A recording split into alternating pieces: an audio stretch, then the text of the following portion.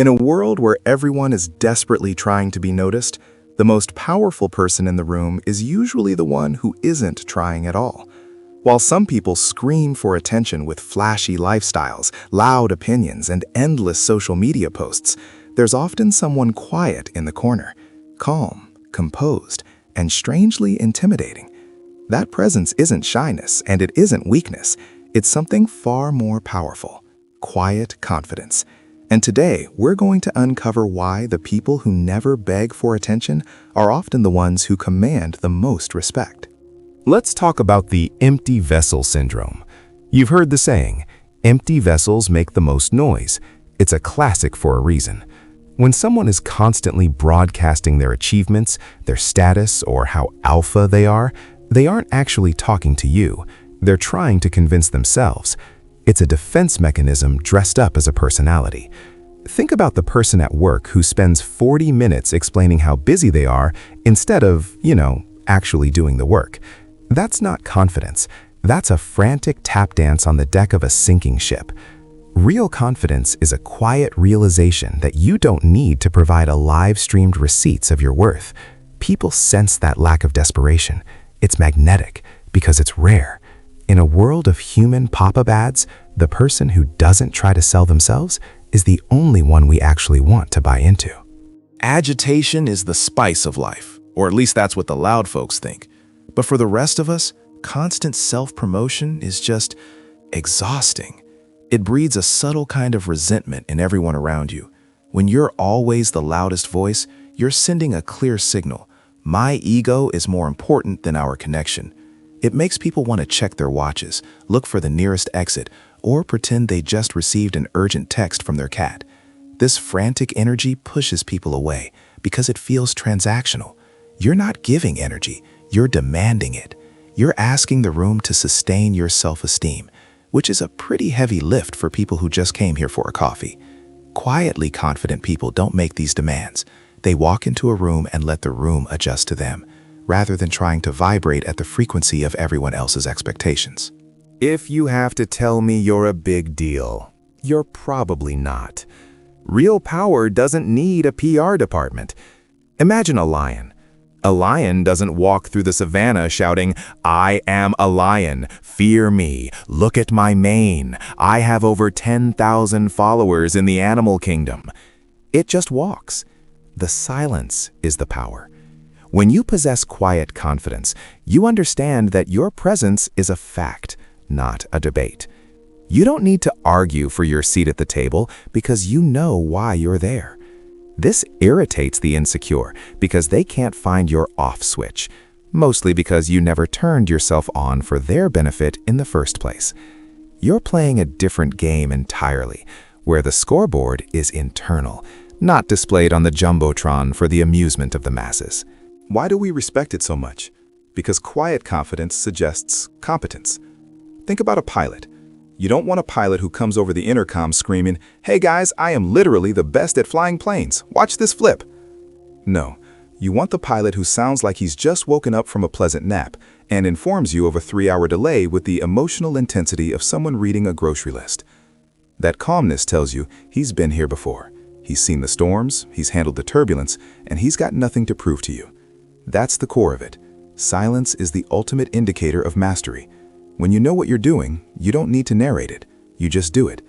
And in a society where faking it until you make it is the standard operating procedure, the person who isn't faking anything is a God-tier anomaly. Let's get into the psychology of the pause.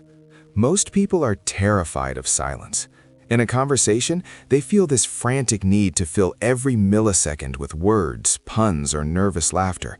It's like they're playing a mental game of Tetris and the blocks are falling too fast. But the quietly confident person, they love the pause. They use silence as a tool. When you ask them a question, they don't jump to answer. They sit with it. They look you in the eye. They wait.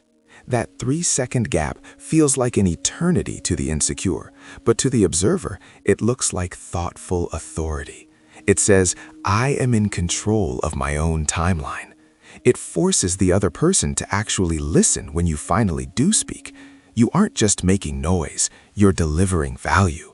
And value, unlike noise, doesn't need to be shouted to be felt. Now, don't confuse quiet confidence with being a wallflower. There's a massive difference between being quiet because you're afraid and being quiet because you're settled. One is a retreat, the other is a position of strength. The wallflower wants to be invisible to avoid judgment. The quietly confident person is perfectly visible. They just aren't performing for you. They have boundaries. If you cross them, they don't need to throw a tantrum or write a 3-page manifesto on their Instagram story. They simply state the boundary or remove themselves. It's the difference between a yapping chihuahua and a Doberman. The Doberman doesn't need to bark to let you know it's there. Its mere existence is the warning. That's the vibe we're going for. The "I'm fine whether you like me or not" energy. There's also the mystery factor. Humans are hardwired to be curious. When someone tells you everything about their life, their breakfast, and their childhood trauma within 5 minutes of meeting you, the mystery is dead. You've read the book, seen the movie, and bought the t-shirt. There's nothing left to discover. But the quiet person?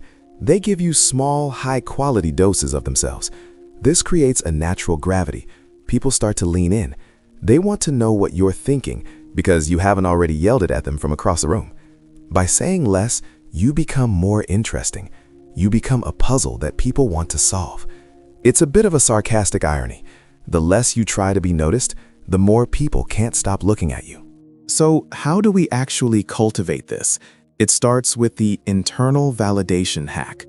Most of us are walking around with an invisible "rate my performance" sign around our necks. We look at faces to see if they're laughing at our jokes or nodding at our opinions. To be quietly confident, you have to burn that sign. You have to get to a point where your opinion of yourself is the loudest voice in your head. Not in a "I'm better than everyone" way. That's just arrogance with a different haircut. But in a "I am enough" way. When you truly believe you are enough, you stop looking for the like button in real-life conversations. You stop interrupting people to share your superior story. You just exist, and that existence becomes a solid foundation that others can sense. It's like being a mountain. The mountain doesn't care if the hikers think it's pretty today. Another practical step: practice the art of listening. Most people don't listen. They just wait for their turn to talk. They're like athletes on the sideline, warming up their vocal cords while you're still speaking. Quiet confidence flips the script. You listen with the intent to understand, not to respond. This is a superpower because people will tell you everything if you just stay silent and look interested. They'll reveal their motivations, their fears, and their secrets, all while thinking you're the most charismatic person they've ever met. And the funny thing is, you've barely said a word.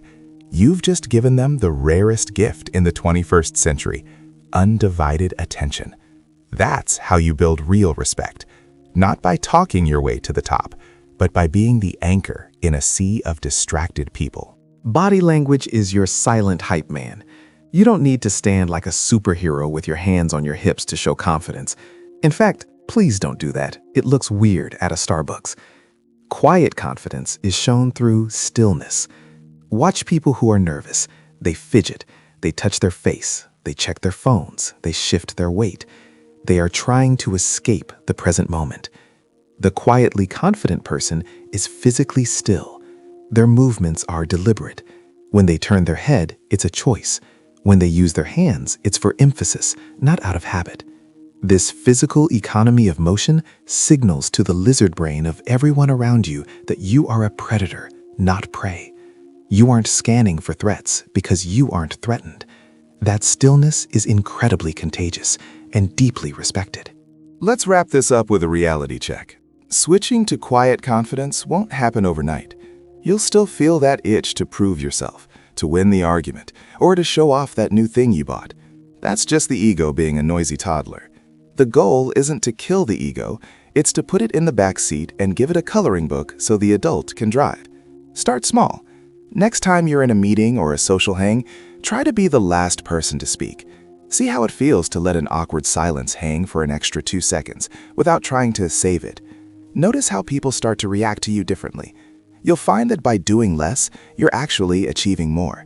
You're building a reputation as someone who is thoughtful, composed, and most importantly, self-contained. The world is loud enough already. You don't need to add to the noise to be heard. In fact, the more you lower your volume, the more people will strain to hear you. Respect isn't something you can demand. It's something you attract by being a person of substance who doesn't need external applause to feel whole. So, go out there and be the quietest power in the room. Let your actions do the heavy lifting while your ego takes a much-needed nap.